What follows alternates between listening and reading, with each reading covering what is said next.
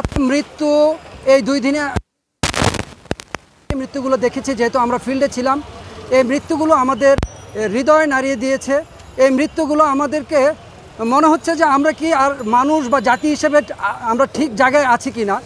আমরা সাংবাদিকতায় যদি অপসাংবাদিকতা করি, আমরা সাংবাদিকতায় যদি সত্যকে সত্য বলতে না পারি, আজকে যারা তেলবাজি করে, যারা বিভিন্ন সংবাদকে চাপিয়ে রাখে, তাদের জন্য হয়তো আজকে এই ধরনের একটি সিচুয়েশন তৈরি হয়েছে।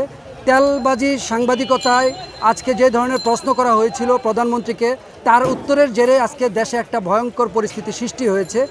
এই সাংবাদিকতা অপসাংবাদিকতার কারণে, এই তথ্য গোপন করার কারণে সাধারণ মানুষের যে ক্ষতি হচ্ছে, সাধারণ মানুষ যেভাবে ক্ষতিগ্রস্ত হয়ে যাচ্ছে, এই যে এত এত লাশ, আজকে যে ছেলেটি মারা গেল তার মায়ের আহাজারি, তার বাবার আহাজারি, এগুলো আমার হৃদয়কে আসলে আমাদের হৃদয়কে ভেঙে দিয়েছে।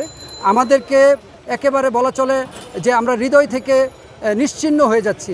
আমাদের কাছে মনে হচ্ছে জাতি হিসাবে আমরা কি সঠিক জায়গায় আছি?